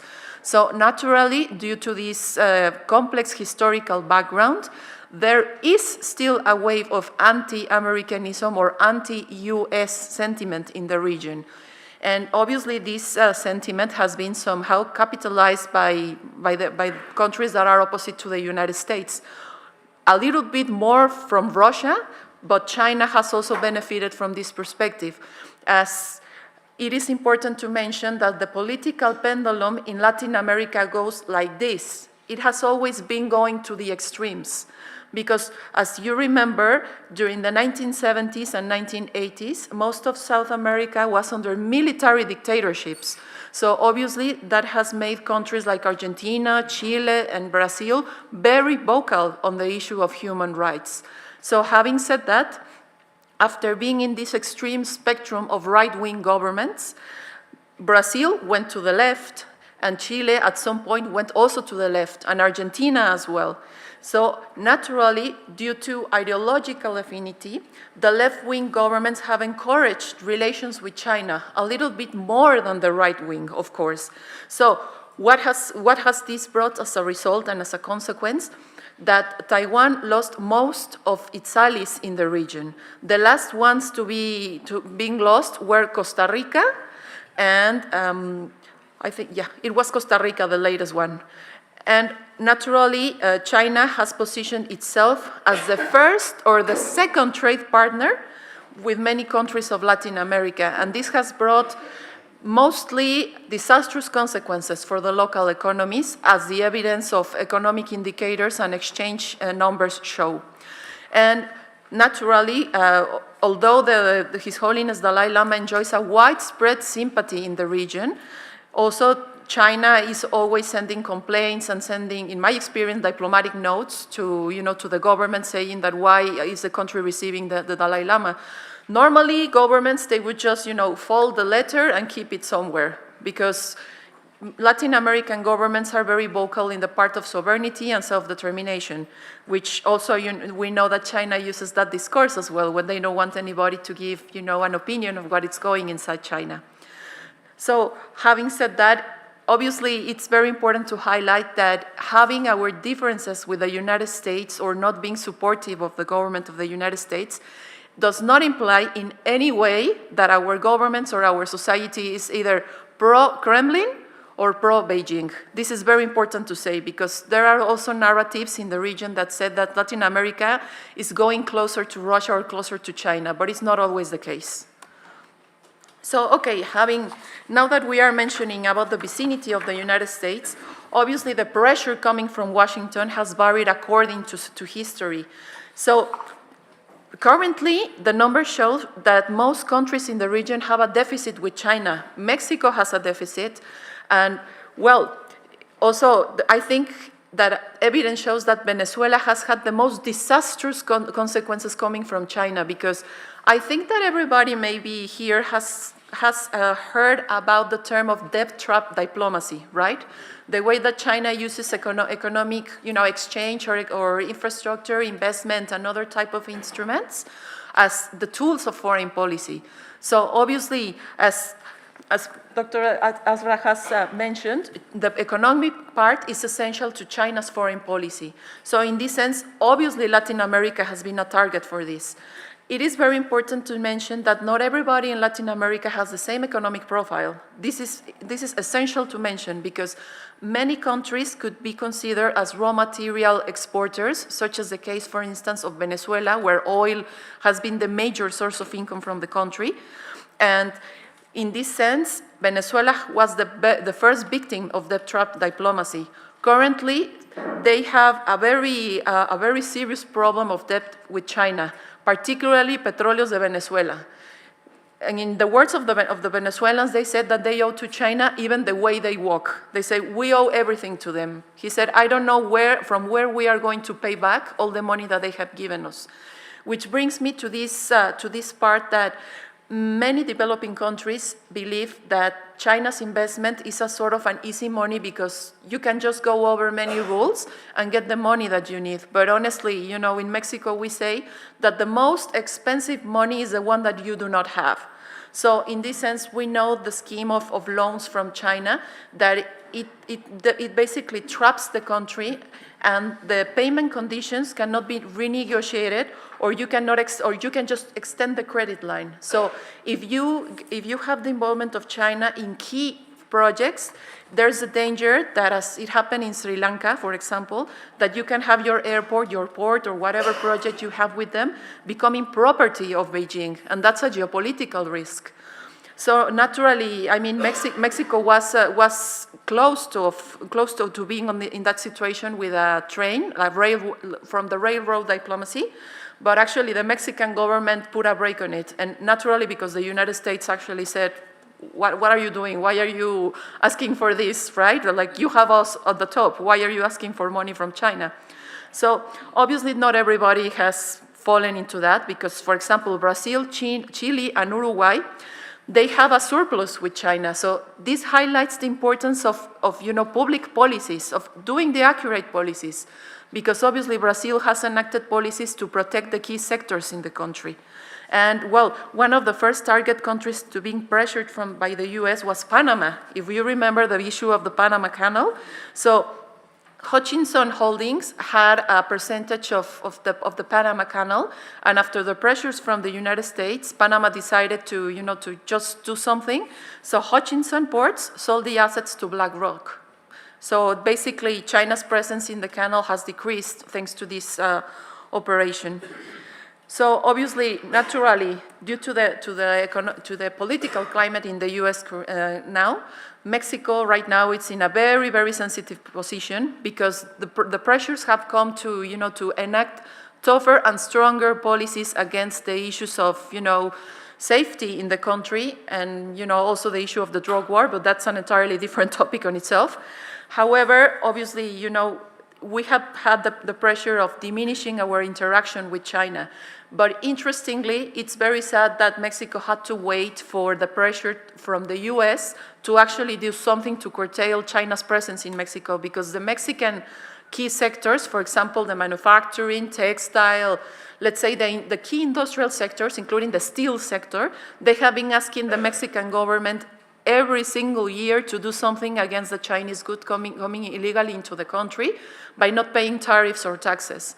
So now that the Mexican government is investing some efforts in doing so, we come up with very complicated issues, such as networks of smugglers and even illegal immigration coming into the country. In this sense, the fact that Ecuador actually lifted the visa for Chinese has also increased the number of people coming into Latin American countries, not only Ecuador, because they can just move around and get to Mexico. Naturally, crossing the border to the US, that's also a different story. So now let's talk about how Latin American countries are different from one another. As I said, we all have different types of regimes. So obviously, for example, Chile is a democracy, Argentina is a democracy, so is Brazil. However, Cuba, Venezuela, and Nicaragua, they are not. So naturally, they are a little bit more, let's say, keen on the type of regime from China, or they have more ideological affinity, to say it in a way. So why is China targeting these countries? Because there is also this mistake of thinking that maybe Latin America is similar to Africa or to other Southeast Asian countries, and naturally it's not the case. Maybe there is some similarity with the regime. However, our countries have those regimes because of different reasons. So in this sense, according to the evidence, China normally goes for countries where regimes have specific characteristics. For example, there are elites or individuals or groups that have been in power for long periods of time. Actually, for example, when Mexico established diplomatic relations with China, we had the Partido Revolucionario Institucional in power. They were there for 70 years. Obviously, they have changed throughout time. But obviously, this is in this photo with Mao, this is President Echeverría. Actually, China says that Mexico had a very special guanxi with President Echeverría because he was the one who gifted them their embassy. So, and you say, and why are you mentioning that?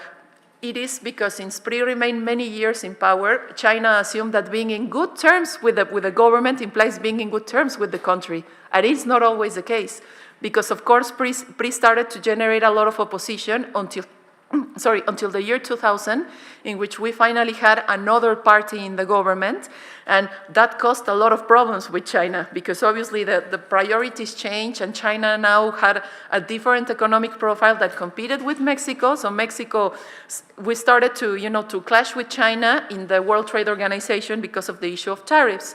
So on the pictures below, you can see President Felipe Calderón during an official visit in China, and then with the Dalai Lama. This picture enraged China to no end. So obviously it was a big shock for China to realize that Latin America has something called the government, the party change or the democratic elections, because obviously you will never have the same people in power. So you can have a good relationship with the current president, but who knows with the next one. So obviously, talking about specific government profiles, Angola, the former president was in power for 25 years. So 25 years is 25 years, right? In Myanmar, you have the military junta. In Venezuela, you had Hugo Chavez. And while in Cambodia, the father was the prime minister, and then the son is the current prime minister. And obviously, in Cambodia, most of its development infrastructure was being financed by China. So let's see how that goes on the short term. So yeah, it's very different. Depending on who is in power and depending on the people as well, is China's success in the country. So naturally, all of our countries have laws that regulate, the shifts, the labor shifts, and obviously the way that companies are supposed to do business in our country. So naturally, there were specific laws regarding wages. And in Mexico, for example, the foreign direct investment law establishes that if you are going to set up a business in the country, 90% of your workers have to be Mexican. And as we have seen in other countries, when China is building some project, almost nearly all workers are Chinese. So obviously that goes against the laws of many Latin American countries. And naturally we have the concerns of intellectual property, know-how transfer, and the maintenance work for projects, because if a train or an airport or whatever is built, normally the Chinese bring their own technicians or their own specialists. If you do not teach the locals how to do it, then what's the benefit for the receiving country, right? And naturally, the environment protection concerns. In Peru, for example, China was exploiting a mineral mine, and people started to get concerned because the water was polluted, and the local workers, the Peruvian workers, were not given the necessary means to protect themselves while working. Obviously, you are exposed to a lot of risk while you are working on that. So let's be now straightforward to the point of what next. I think that Latin American countries, the right way to engage with them is raising awareness of how China also behaves with their neighbors, because there are a lot of cases reported of how Chinese companies and Chinese bosses have behaved towards the workers of the countries where they go to establish their companies or build their projects. Africa has several reports, and well, I had the opportunity of living in South Korea, and I had the chance of seeing how being in a country that is just next to China is like. So naturally, whenever Japan or South Korea have decided by their own self-determination to protect themselves against the threats of Pyongyang, China immediately has reacted aggressively by banning tourism or, putting their companies into checks under many different excuses. So I believe that Latin America is not exempt of suffering that. So obviously, it's important to bear in mind that in the case of the cause of Tibet in Latin America, most countries, we defend religious freedom, we defend the freedom of speech. So naturally, Tibetans are always welcome in our countries, because now that we were talking about the transnational repression, I was talking about this topic with my fellow Mexicans, that Mexico has hosted many people who are fleeing from situations of war or human rights violations. So I've never heard of cases of the Mexican police capturing somebody to send this person to the regime they are running away from, or a similar situation. So I think that for the time being, we are like sort of safe countries in that regard. naturally you have to pay attention at the type of regime in each country, because if you run into Cuba, of course, it's likely that you will be handed to Beijing. So something that I have also noticed, obviously, you know, Taiwan, Japan, Korea, they have strong economies, they have strong governments, and they have strong ideals. So China still looks to control the neighbors and control the countries that China knows that they are in a position of vulnerability for a number of reasons. But the vulnerability, as evidence shows, has been built through the economic relations. So we have to be looking after that. So, and well, this brings me to the end of my presentation. Thank you very much.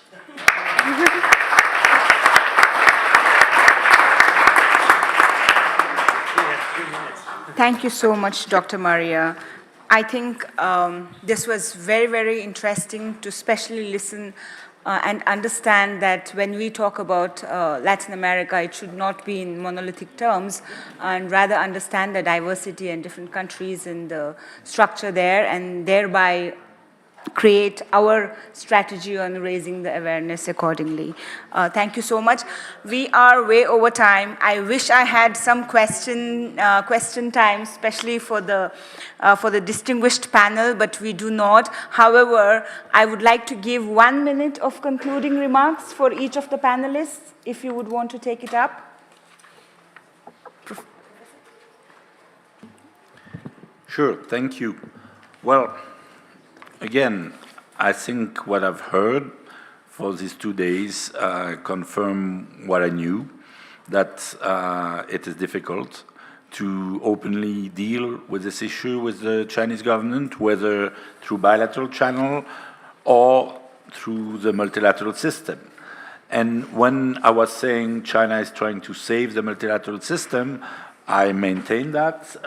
It's not for the good of the multilateral system, naturally. I'm not naive, but just to give you 2 examples, and then I'll finish. Because of the financial crisis, which is not due to China, by the way, they are suppressing some mandates from the special procedure, merging mandates. Last year, 2 mandates were merged. Modern form of slavery and trafficking in human beings. Meaning that the only type of slavery that will be looked after is when people are trafficked. So it's mostly sexual abuse and migrant worker. So Uyghur is out. So that's one of the reasons why China is in favor of saving multilateralism. And they do get what they want. There was a very interesting ILO report last year on forced labor in China. Well, not so bad, according to ILO. So yes, it's not that I'm naive. But it is that they are still there, and others are gone. That's a problem. Madam Zia?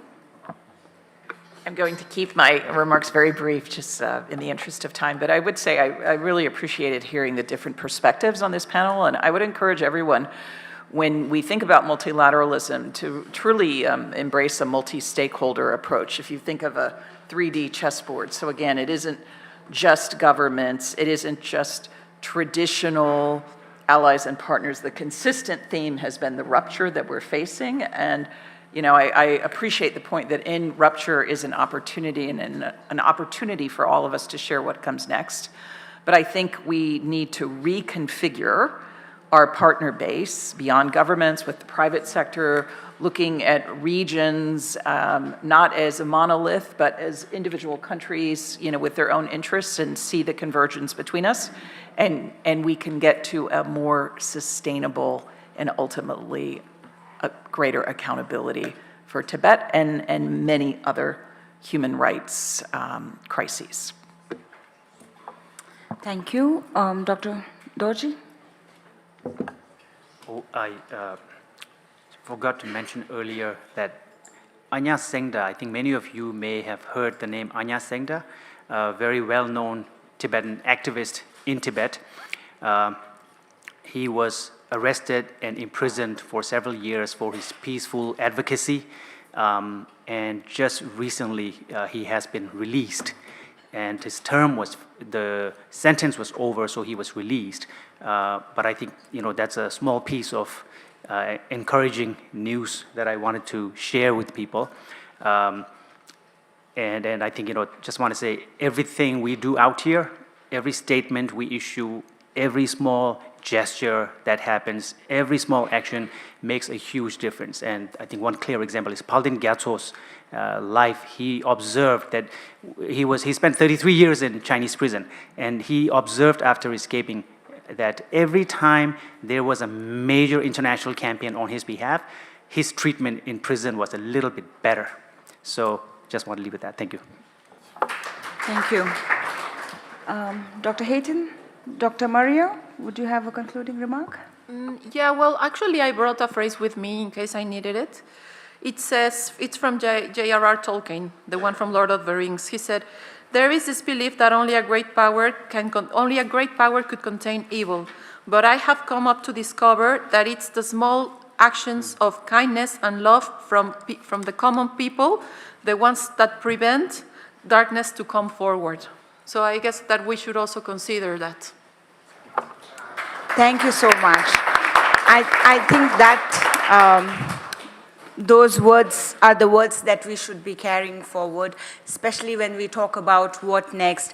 And one thing that I wanted to highlight was also that in 2020, we had a group of 50 UN mandate holders and experts who came together and issued a statement stating that it is time to have a separate special session on human rights violations in China, and that there should be a special procedure focusing only on China and the regions under China. And I think not much has been done so far on it, but then the fact that 50 independent experts dared to make this joint statement speaks volumes. And then even though this may not look like it is the right time, but there will never be a right time if we go by the authoritarian regime's choices.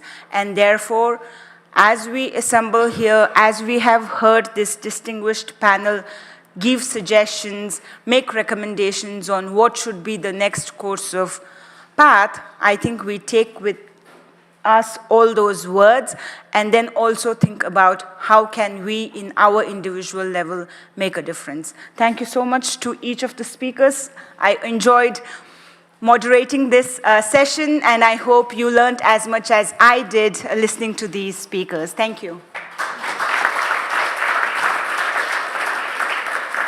Thank you so much. I request Chinle Chukila to offer a scarf and small memento to the speakers.